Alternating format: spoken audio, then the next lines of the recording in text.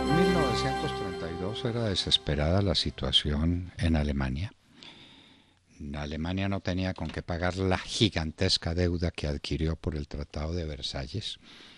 La situación económica era pavorosa, una inflación desbordada, parecida a la de Venezuela hoy, parecida, mucho menor, pero parecida. Dicen que para hacer un mercado había que llevar un camión lleno de billetes. Bueno, la gente desesperada, los jóvenes, muchos jóvenes dejaban de estudiar porque decían, ¿y para qué estudiamos? ¿Cuál es el futuro? ¿Qué es lo que nos espera? Entonces vino una descomposición del estrato político en Alemania, que estaba muy amenazada por los comunistas. Y los derechistas y los partidos católicos, que los había y muy fuertes, desde luego estaban dispuestos a cualquier cosa menos a tolerar el comunismo. Y en medio de esa situación de caos aparece el nazismo. El nazismo con un discurso confuso, porque era nacionalsocialismo, eso era un socialismo, pero un socialismo que a veces hacía causa con la derecha, un socialismo raro, pero finalmente un socialismo que había dicho que acababa con los marxistas y que acababa con los judíos. Porque aquí hay que ir al fondo de la historia. La tragedia de Alemania fue la tragedia del mundo entero, porque Alemania, Hitler desató una guerra mundial que costó por lo menos 50 millones de muertos, nada menos que eso. Pero, ¿qué era lo que proponía Hitler? ¿Tenía algún espacio ideológico profundo y serio? Alguno elemental. Hitler no fue nunca un intelectual, sí un hombre brillante, especialmente en el manejo de su especialidad, que fue la demagogia. Hitler además pronunciaba una cantidad de discursos que a uno se los cuentan y dice, ¿de dónde sacaba energía este hombre para decir tanto discurso? Y tanto discurso demagógico y tanto discurso arrebatado. Y uno dice, para eso se necesitan las energías de un loco, las energías de un desesperado. Pues Hitler era un desesperado y era un loco que seguía, a él le pasaban daticos. Entonces él seguía la corriente hegeliana y quería un Estado que lo fuera todo, que lo fuera todo.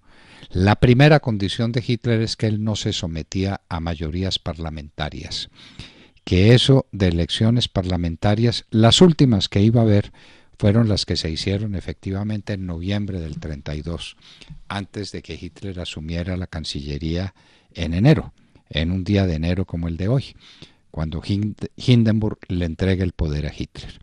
Hitler lo que quería era un régimen autoritario, que fuera donde el Estado fuera todo, en contra de los judíos, que detestaba ese odio feroz, que era también una manera de financiarse, porque Hitler se le robó a los judíos cuanto tenían, y esos fueron ingresos importantes para un régimen que carecía de todo económicamente. Pero además de ese interés económico había un odio, había unas pasiones desenfrenadas tremendas contra los comunistas y contra los judíos, para crear un Estado autoritario sobre la base de los golpes físicos, de la fuerza. Lo de Hitler era claro. Él había creado el SA, sus guardias de asalto, que eran temibles y que fueron los antecedentes de la SS, que fueron peores. La violencia de Hitler en Alemania fue descomunal, pero era previsible. Pero dentro de la descomposición en Alemania, dentro de esos partidos dispersos, ineptos, incapaces, unos partidos demócratas que no iban para ninguna parte, el comunismo que amenazaba, partidos católicos, partidos regionales que tenían alguna importancia, aparece el nazismo. Y el nazismo, por su votación, es un partido decisorio, como queda claro en las elecciones de agosto de 1932. Entonces a Hitler se le invita a ser parte del gobierno. No hay más remedio. Es una realidad política y el nazismo está moviendo una enorme cantidad de gente y con esa gente hay que contar. Y Hitler dice: no acepto. O me dan todo el poder o no acepto. Ahí perdió Hitler mucha de su cauda política. Hubo mucha gente que se le retiró a Hitler porque dijo: pero este hombre, ¿qué es lo que quiere? En el momento en que lo invitan a hacer el gobierno, en el momento en que triunfamos, dice que no. Eso fue en agosto del 32. Y vienen las elecciones de noviembre de ese mismo año, del 32, donde le va mal al nazismo. El nazismo pierde votos, pierde alrededor de 2 millones de votos. Sería la hora para decir requiem por ese movimiento nazista. Sin embargo, las indecisiones de los demás, las incapacidades para formar un gobierno, von Papen, que era el hombre del gobierno, de confianza de Hindenburg, el héroe de la Primera Guerra Mundial, el héroe incontestable de la Primera Guerra Mundial, Hindenburg no era capaz de hacer gobierno porque Papen no tenía restos para hacerlo. Lo mismo Schleicher, que era el otro canciller que sucedía a Papen.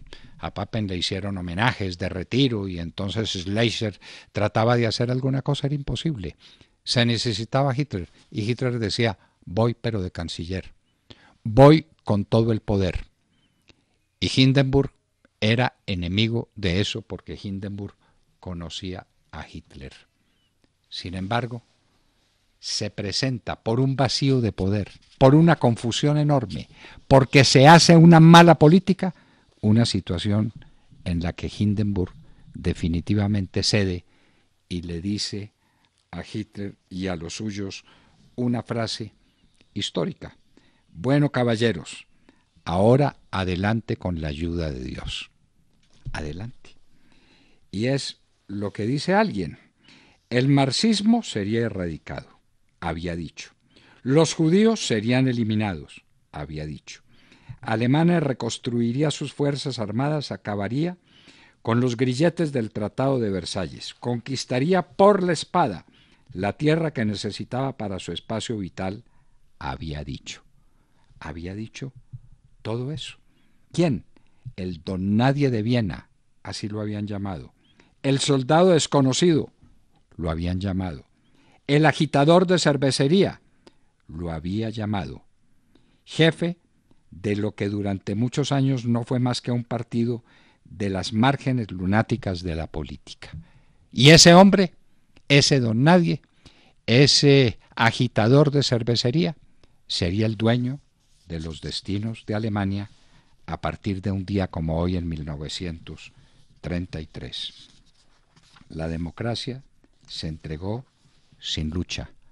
No fue capaz de decir la última palabra. Hindenburg pudo cambiar el curso de la historia. Y su amigo y su compañero de armas, Ludendorff, que tenía experiencia sobre ello, dijo estas palabras: yo profetizo solemnemente que este hombre maldito arrojará nuestro Reich al abismo y llevará nuestra nación a una miseria inconcebible. Las generaciones futuras os maldecirán en vuestra tumba por lo que habéis hecho. Ludendorff. Profecía que se cumplió. Pero vaya ironía de la historia, se cumplió mucho más allá de lo que Ludendorff había previsto, había pronosticado y por lo que se enfrentó a Hindenburg. Un día como hoy, 30 de enero de 1933, Hitler es canciller, dueño de un poder que ya no aflojará. Viene enseguida las operaciones para la toma del poder absoluto, para la aniquilación de sus adversarios, por la fuerza, por la violencia, por el odio, por las muertes, lo que desencadenó ese sujeto en Alemania, detrás de la idea del hombre superior de Nietzsche, de la pureza de la raza aria que tendría que conquistar el mundo.